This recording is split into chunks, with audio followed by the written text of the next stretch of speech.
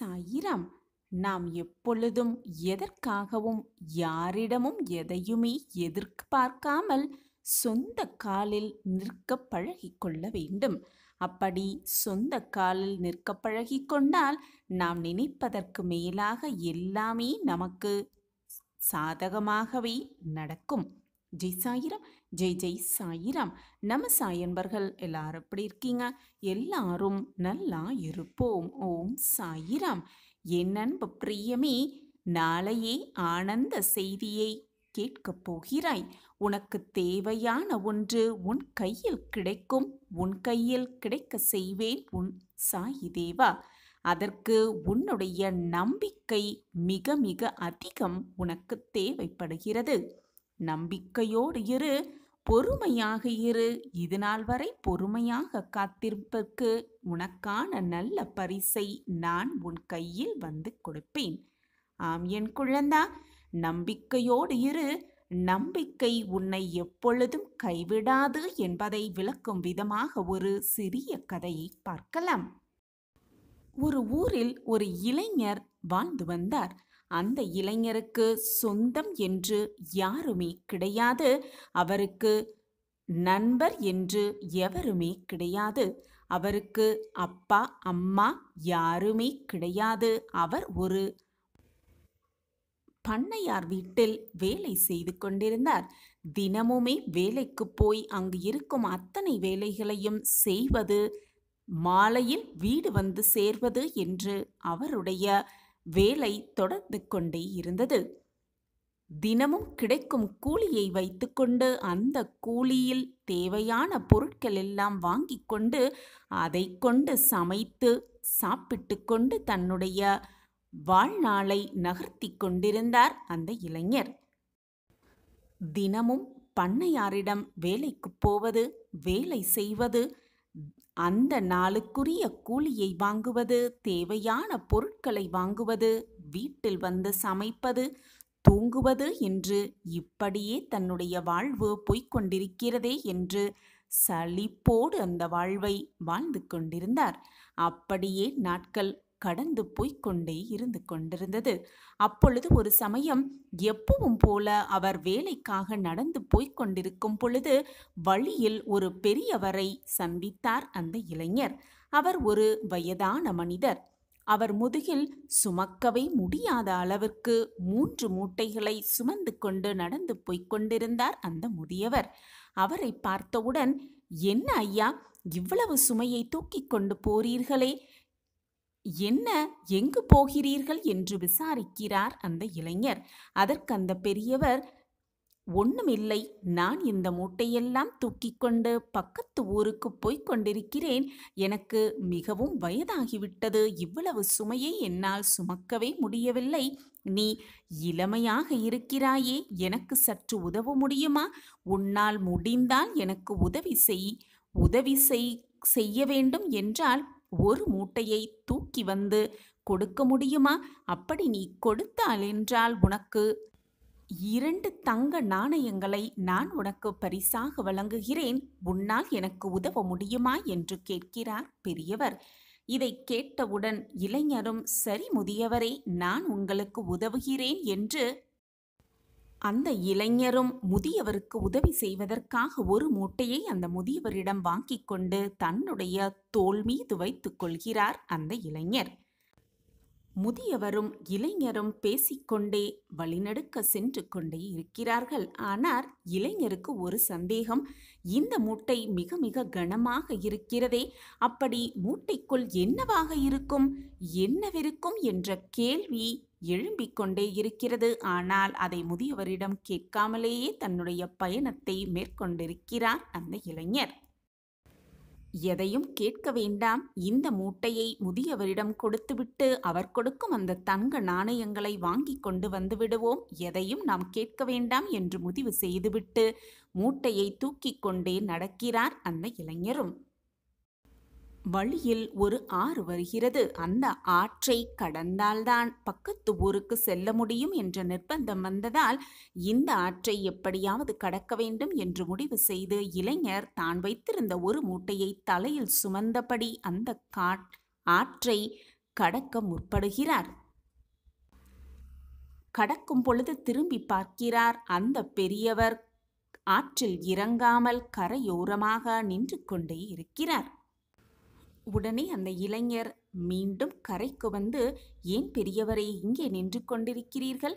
இந்த ஆற்றை கடந்தால்தான் பக்கத்து ஊருக்கு செல்ல முடியும். எனவே ஏன் தயங்கிக் கொண்டே இருக்கிறீர்கள் என்று கேட்கிறார். உடனே அந்த முதியவர், இந்த மூட்டை மிக மிக கனமாக இருக்கிறது. என்னால் 2 மூட்டைகளையும் சுமந்து கொண்டு தண்ணீரில் நடக்க முடியுமா என்று மிகவும் குழப்பமாக இருக்கிறது. அந்த குழப்பத்தோடு தான் நான் நின்று கொண்டிருக்கிறேன் என்று கூறினார். மேலும் அந்த முதியவர் சொன்னார், என்னால் 2 மூட்டைகளையும் தூக்கிக் கொண்டு நடக்க முடியாது என்பது போல் தோன்றுகிறது. எனக்கு ஒரு உதவி செய்ய முடியுமா இளைஞரே? இன்னொரு மூட்டையையும் நீ சுமந்து கொண்டு ஆற்றை கடந்துவிடு. நான் மேலும் உனக்கு 2 தங்க நாணயங்களை தருகிறேன். உன்னால் முடியுமா என்று கேட்கிறார். உடனே அந்த இளைஞரும், சரி, இன்னொரு மூட்டையையும் நான் எடுத்துக்கொள்கிறேன், வாருங்கள், கரையை கடக்கலாம் என்று கடந்து கொள்ளும்போது அந்த இளைஞர் முதியவரை பார்த்து கேட்கிறார், அப்படி இந்த மூட்டையில் என்னதான் இருக்கிறது என்று கேள்வியை கேட்கிறார். உடனே அந்த முதியவர், முதலில் நீ தூக்கிய மூட்டையில் செப்பு நாணயங்கள் நிறைய அடங்கி இருக்கிறது. இரண்டாவதாக நீ தூக்கும் நம் மூட்டையில் வெள்ளி நாணயங்கள் நிரம்பி இருக்கிறது என்று கூறுகிறார் முதியவர். உடனே இளைஞர், மூட்டை நிறைய வெள்ளி நாணயங்களா? சரி, இவர் மிகப்பெரிய வியாபாரியாக இருக்கக்கூடும் போலவே என்று நினைத்து கொண்டே ஆற்றை கடக்கிறார் இருவருமே. கடக்கும் பொழுதே இளைஞருக்கு பலவிதமான எண்ண ஓட்டங்கள் ஓடிக்கொண்டிருக்கிறது. இந்த மூட்டையில் செம்பு நாணயங்கள், மற்றொரு மூட்டையில் வெள்ளி நாணயங்கள் என்று விலை மதிப்புள்ள பொருட்களை வைத்துக்கொண்டு இந்த முதியவர் என்ன செய்ய போகிறார்? நாம் இதை எப்படியாவது எடுத்துக்கொண்டு போய்விடலாம், நம்மளுடைய வாழ்வை சந்தோஷமாக வாழலாம் என்று பலவிதமான எண்ணங்கள் வந்து கொண்டே இருக்கிறது இளைஞரின் மனதில். அப்பொழுது ஆற்றின் கரையும் வந்து விடுகிறது. கரையை தொட்டுவிட்டு மீண்டும் மலையடிவாரத்தில் வந்து நிற்கிறார் இளைஞரும் முதியவரும். கொஞ்சம் நேரமாக மலையின் மீது ஏறி பின் பக்கத்து ஊருக்கு செல்வதற்கான ஒரு வழியும் தென்படுகிறது. மலை மீது ஏற முற்படுகையில் முதியவர் மீண்டும் சொல்கிறார், இளைஞரை, என்னால் இந்த ஒரு மூட்டையையும் தூக்க இயலவே இல்லை. மலை மீது ஏறுவது மிக சிரமமாக இருக்கிறது. நீ எனக்கு ஒரு உதவி செய்ய முடியுமா? இந்த மூட்டையையும் நீ சுமந்து கொண்டு வந்தால் உனக்கு மேலும் 2 தங்க நாணயங்கள் தருகிறேன். உன்னால் முடியுமா என்று கூறுகிறார். உடனே அந்த இளைஞனும், அது சரி, நான் அதையும் எடுத்துக்கொள்கிறேன். அதற்கு முன்பாக இந்த மூட்டையில் என்ன இருக்கிறது என்று சொல்ல முடியுமா என்று கேட்கிறார். உடனே முதியவர், அந்த மூட்டை முழுவதுமே தங்க நாணயங்கள் நிரம்பி இருக்கிறது என்று சொன்னதுதான் தாமதம். இளைஞருக்கு மேலும் ஆசை அதிகமாகிவிட்டது. இந்த 3 மூட்டைகளையும் எடுத்துக்கொண்டு நாம் தப்பித்து விடலாம், நல்ல வாழ்வில் சந்தோஷமாக வாழலாம். இந்த முதியவர் அதை எப்படி தடுக்க முடியும் என்று நினைத்து கொண்டு மலை மீது ஏறி இறங்கும் சமயத்தில் 3 மூட்டையையும் தூக்கிக் கொண்டு வேகமும் ஓட்டமுமாக பின்னாடி திரும்பி பார்க்காமல் வேகமுமாக ஓடி ஓடியே தன்னுடைய வீட்டை அடைகிறார் அந்த இளைஞர். பின்னால் வந்த முதியவர் என்ன செய்கிறார் என்று திரும்பி கூட பார்க்காமல் ஓடி தன்னுடைய வீட்டை அடைகிறார் அந்த இளைஞர். வீட்டை அடைந்தவுடன் மூட்டைகள் அனைத்தையும் பிரித்து பார்க்கலாம் என்ற ஆசையோடு முதல் மூட்டையை பிரிக்கிறார். அதில் இரும்பு நாணயங்கள் அடம்பி இருக்கிறது. என்னடா இது, செம்பு நாணயங்கள் இருக்கிறதே என்று முதியவர் சொன்னாரே, இப்பொழுது இரும்பு நாணயங்கள் இருக்கிறதே, இதனால் என்ன பலன் கிடைக்கப் போகிறது என்று சற்று ஏமாற்றமடைந்து மற்றொரு மூட்டையையும் திறக்கிறார். அந்த மூட்டையிலும் இரும்பு நாணயங்களே அடங்கி இருக்கிறது. மிக ஏமாற்றத்தோடு அந்த முதியவர் நம்மை ஏமாற்றிவிட்டார் என்ற எண்ணத்தோடு கடைசியாக இருக்க மூட்டையையும் பிரிக்கிறார். அந்த மூட்டையிலும் இரும்பு நாணயங்கள் தான் அடங்கி இருக்கிறது. ஆனால் அதில் ஒரு காகிதம் இருக்கிறது. அந்த காகிதத்தை எடுத்து பிரித்து பார்க்கிறார். அந்த காகிதத்தில், நான் ஒரு மன்னர், எனக்கு வாரிசுகள் கிடையாது, என்னுடைய ராஜ்யத்தில் எனக்கு அடுத்த வாரிசாக தேர்ந்தெடுக்கிறதுக்கு நான் ஒரு பரீட்சை வைத்திருக்கிறேன். அதாவது நம்பிக்கைக்கு பாத்திரமானவர்களை தேர்ந்தெடுத்து கொண்டிருக்கிறேன். அதனால்தான் 3 மூட்டைகளை சுமந்து கொண்டு வருபவர்களிடம் யார் நம்பிக்கையோடு என்னுடைய சொற்களை கேட்டு என் சொல்படி நடந்து இந்த மூட்டையை சுமந்து கொண்டு என்னிடமிருந்து 6 தங்க நாணயங்களை பெறுகிறார்களோ அவர்கள்தான் நம்பிக்கையானவர்கள் என்பதை புரிந்து கொள்வதற்காகத்தான் இந்த பரீட்சை. ஆனால் நீ என்னுடைய நம்பிக்கையை இழந்து விட்டாய். என்னுடைய ராஜ்யத்தில் உனக்கு இடம் இல்லை என்று எழுதியிருந்தது அந்த காகிதத்தில்.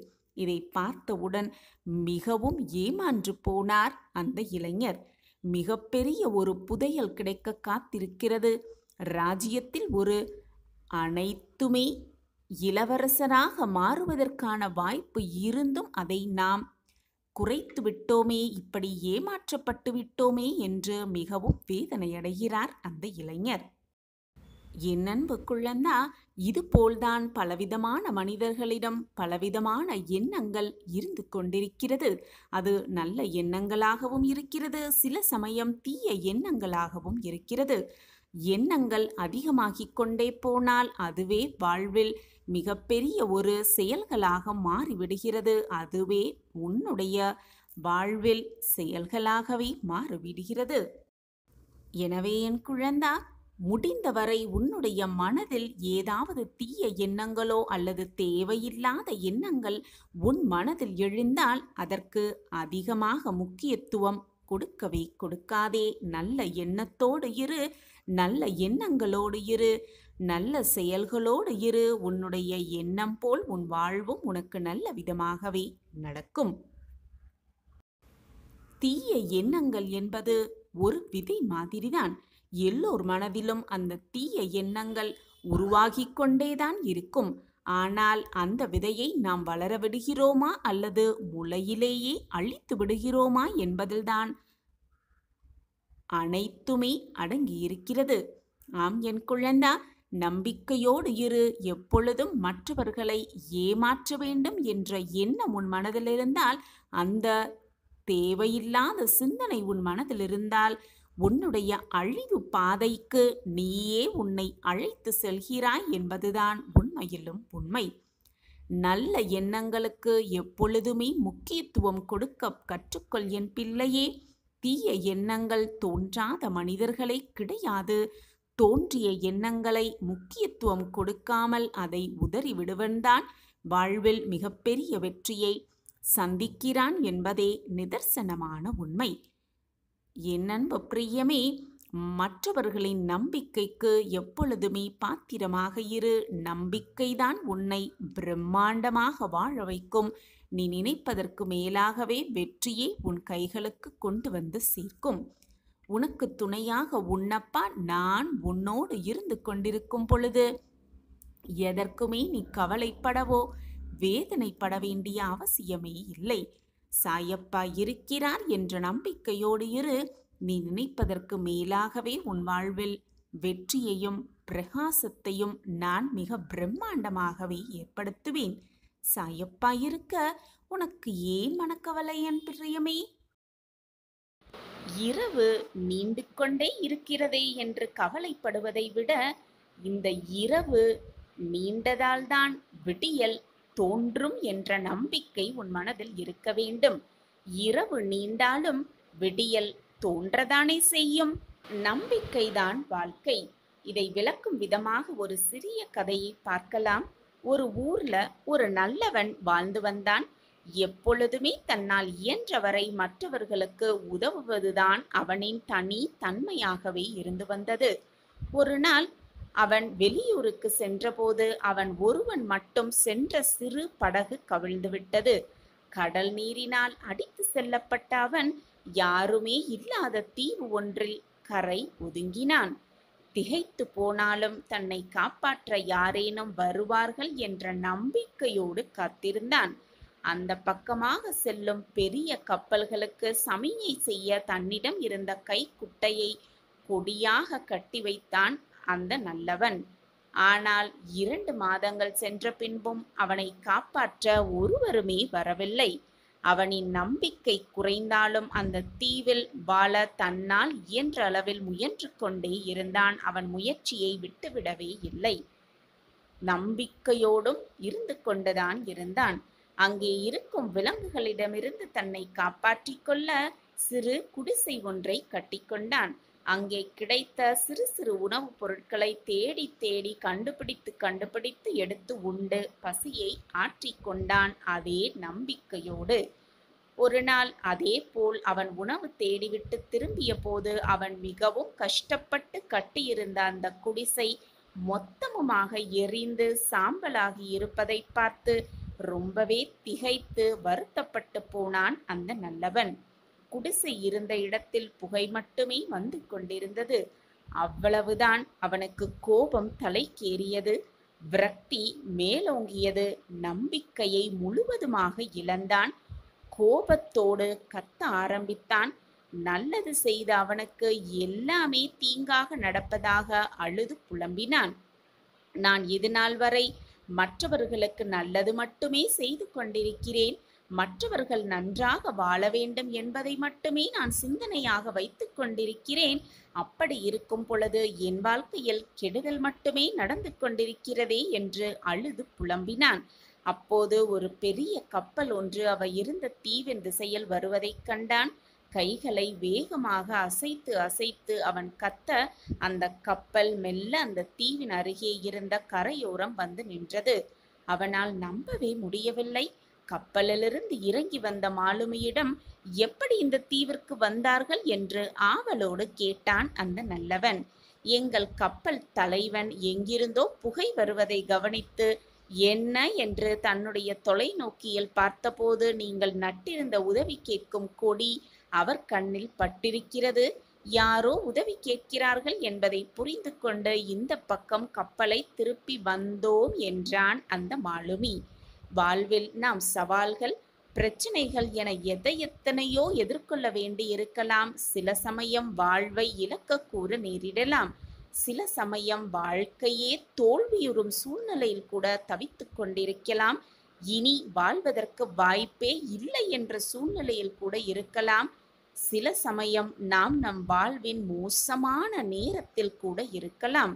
ஆனால் எல்லாவற்றையுமே இழந்து நிற்கும் நிலைமையிலும் நம்பிக்கையோடு இருந்தால் கட்டாயம் ஏதாவது ஒரு பாதை கண்களுக்கு புலப்படும் என்பதுதான் உண்மையிலும் உண்மை. இரவு நீண்டாலும் விடியல் தோன்றதானே வேண்டும். நம்பிக்கைதான் வாழ்க்கை.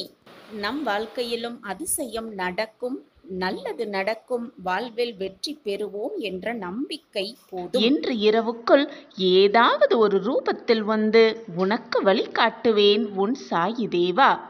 நம்ம சாய் அன்பர்கள் எல்லாரும் எப்படி இருக்கீங்க? எல்லாரும் நல்லா இருப்போம். ஓம் சாயிராம். உன் மனம் இப்பொழுது ஒரு நிலையில் இல்லை. நம்பலாமா நம்ப வேண்டாமா? கேட்கலாமா கேட்க வேண்டாமா? தப்பித்து கொள்வோமா அல்லது மாட்டிக்கொள்வோமா என்று பலவிதமான குழப்பத்தோடே இருக்கிறாய். உன்னை சுற்றி ஒரு மாய வலை பின்னப்பட்டிருக்கிறது. அதனால்தான் உன் மனம் இவ்வளவு குழப்பத்தோடும் போராட்டத்தோடும் இருக்கிறது என்பதை நான் அறிந்து கொண்டேன். உன் வாழ்க்கையில் அதிர்ஷ்டம் தரக்கூடிய நல்ல நிகழ்வை, நல்ல செய்தியை உன் காதில் நான் வந்து சேர்ப்பேன். அதுவரை பொறுமையாக இரு. நிலையாமை மட்டும்தான் இந்த உலகின் ஒரே நிலையான உண்மை. இந்த உண்மையை உணர்வதும் தெளிவதுமான அனுபவமே உனக்கு வாழ்க்கை பயணமாகிறது. அந்த பயணத்தில் ஏதோ ஒரு கட்டத்தில் நீ விரும்பியோ விரும்பாமலோ அந்த உண்மை உன்னை ஆட்கொள்கிறது. அதன் தாக்கத்தில் தீவிரத்தில் தான் அனைவருமே செயலிழந்து நிதானம் தவறி மயங்கி நிற்கிறோம். நிலை இல்லாதவைகளை நிலையானதுதான் என எண்ணி அதில் மனம் மயங்கி வாழ்க்கையை வீணடிக்காமல் நிலையான பேரருளை உணர்ந்து தெளிந்து அதன் வழி நிற்பதே சிறப்பு என்கிறது வாழ்க்கை. எனவே என் பிள்ளையே, எப்பொழுதும் பொறுமையாகவும் நிதானமாகவும் இரு. நிலையே இல்லாத இந்த வாழ்க்கையில் உன்னுடைய வாழ்க்கையே உனக்கு நிலையானதாக இருக்கப் போவதில்லை என்று தெரிந்தும் ஏன் உன் மனதிற்குள் இத்தனை போராட்டமும் குழப்பமும்? மனதை போட்டு குழப்பிக்கொண்டே இருக்காதே. எப்பொழுதும் பொறுமையாக இரு, நிதானமாக இரு, நம்பிக்கையோடு இரு, விடாமுயற்சியோடு இரு. உன் வாழ்க்கைக்கு தேவையான அனைத்தையும் நான் பார்த்து பார்த்து செய்து கொண்டுதான் இருக்கிறேன். மாய வலையில் சிக்கிக்கொண்டு தவிப்பதால் தான் உன் மனம் இத்தனை போராட்டங்களை சந்தித்து கொண்டிருக்கிறது. உன் மனதை போட்டு குழப்பிக் கொள்ளாமல் எது வந்தாலும் நல்லதற்குத்தான், எது நடந்தாலும் நமக்கான நல்லதற்காகத்தான் நம் சாயப்பா நடத்தி வைப்பார் என்ற நம்பிக்கையை மட்டும் எப்பொழுதும் விட்டு விடாதே. நான் உனக்கு துணையாக எப்பொழுதும் உன் அருகிலேயே இருந்து உனக்கு தேவையான அனைத்தையும் செய்து கொண்டே இருப்பேன். என்னை மீறி உன் வாழ்க்கையில் எந்த தவறும் உன்னை நெருங்கவும் முடியாது, நெருங்கவும் நான் விடமாட்டேன். உனக்கான பெரிய வரம் நிச்சயமாக நீ பெறுவாய். இன்று இரவுக்குள் ஏதாவது ஒரு ரூபத்தில் வந்து உனக்கான நல்லதை நான் உனக்கு கொடுப்பேன். ஏதாவது ரூபத்தில் வந்து கொடுப்பேன். எப்பொழுதுமே ஏதாகுமோ என்னாகுமோ என்று யோசித்து கொண்டே இருப்பதை விட இப்பொழுது என்ன செய்ய வேண்டும் என்று யோசிக்கிறாயோ அதை உடனே திறம்பட செய்துவிடு. அது வெற்றியடைவதற்கான அத்தனை வழிகளையும் நான் உனக்கு காண்பித்து கொண்டே இருப்பேன். என்மேல் முழுமையாக நம்பிக்கை வைத்து விட்டாயல்லவா? இனி உன் வாழ்வில் எந்த பதற்றமும் குழப்பமும் வேண்டவே வேண்டாம். நான் உன்னோடு இருந்து அனைத்தையும் செய்து முடிப்பேன், எப்பொழுதும் வெற்றிகரமாக. உன்னுடைய பிரார்த்தனைகள், தேவைகள், மனக்குழப்பங்கள், உன் கஷ்டங்கள் என்று எல்லாவற்றையும் என்னிடம் பிரார்த்தனையாக என் காலடியில் வைத்துவிடு. நான் உன் வாழ்க்கையில் போராட்டங்கள் மிகுந்து இருக்கும் உன் வாழ்க்கையில் மாற்றங்கள் நிறைந்த வாழ்க்கையாக மாற்றி காட்டுகிறேன். மிக பிரகாசமான வாழ்க்கையாக நான் மாற்றி காட்டுகிறேன். என் காலடியில் அனைத்தையும் சமர்ப்பித்துவிட்டு உன் வேலையை நீ செய்து கொண்டே இரு. மற்றவர்கள் யாராவது வரவேண்டும், நம் கையை பிடித்து அந்த வழியில் நடத்தி செல்ல வேண்டும், நம்மை வழிநடத்த வேண்டும் என்று நினைப்பதை அடியோடு மறந்துவிடு குழந்தையே. வாய்ப்பும் சந்தர்ப்பங்களும் வரும்பொழுது அதை பக்குவமாக, நம்பிக்கையாக, தைரியமாக எதிர்கொள். அப்பொழுதுதான் உன் வாழ்க்கை என்னும் பயணத்தில் வெற்றிகரமாக நீ எட்டி பிடிக்க முடியும். வாய்ப்புகள் நமக்காகவே வரும். அந்த வாய்ப்பை பயன்படுத்த யாராவது உதவுவார்கள் என்று நினைத்து நினைத்து சிந்தித்து சிந்தித்தே உன் வாழ்க்கையை அதிலேயே தொலைத்து விடாதே. வாய்ப்பை நீயே உருவாக்கு. முதலில் உன்னுடைய தேடல் ஆரம்பித்தால்தான் உனக்கான தேடல் எப்படி இருக்கும், அந்த பாதை எப்படி இருக்கும், அதில் எப்படி தன்னம்பிக்கையாக நீ நடக்க வேண்டும் என்பதெல்லாம் உன் மனதிற்கு புலப்படும். பின்புதான் நீ உன் வாழ்க்கையில் ஜெயிக்கலாம். அப்படி தேடலை நீ ஆரம்பித்தாலே உனக்கான சந்தர்ப்பங்களும் வாய்ப்புகளும் உனக்கான நல்ல நல்ல விஷயங்களும் உன்னை தேடி வந்து கொண்டே இருக்கும். என் குழந்தையே, எதற்குமே வீணாக மனதை போட்டு குழப்பிக்கொண்டே இருக்காதே. ஆகவே என் குழந்தையே, உனக்கான தேடலை துவங்கு. உன் சந்தர்ப்பங்களெல்லாம் உனக்கு சாதகமாகவே முடியும்படி நான் வேலை செய்து கொண்டே இருப்பேன். என்னுடைய கண்மணிக்காக இதை கூட செய்யாமல் உன் அப்பா அப்படியே இருந்து விடுவேனா? நிச்சயமாக மாட்டேன். என் கண்மணியின் நல்ல வாழ்க்கை, சிறப்பான வாழ்க்கை, மகிழ்ச்சியான வாழ்க்கையை பார்க்கவே நானும் ஆசைப்பட்டு கொண்டிருக்கிறேன், விருப்பப்பட்டு கொண்டிருக்கிறேன். அதற்கான வாய்ப்புகளையும் சந்தர்ப்பங்களையும் நான் உனக்கு வழங்குவேன். போராட்டமே வாழ்க்கை என இருந்து விடாதே. உனக்கான வழியை கண்டுபிடித்து தேர்ந்தெடுத்து அதில் வெற்றிக்கொள். உனக்கு துணையாக நான் இருப்பேன். வருவது வரட்டும் குழந்தையே, விட்டு விடாதே. சாயப்பாவை உறுதியாக பற்றிக்கொள். அனைத்தும் உனக்கு சாதகமாக அமையும். ஓம் சாயிரம், ஓம் சாயிரம். என் பிரியமான குழந்தையே, உன் வாழ்க்கையில் தற்போது நடந்து கொண்டிருக்கும் போராட்டங்கள் எல்லாம் உனக்கு பெரியதாக தெரிகிறதா? அப்படி தெரிந்தால் தற்போது உள்ள நிலை கூட உனக்கு கடினமாகத்தான் தெரியும்.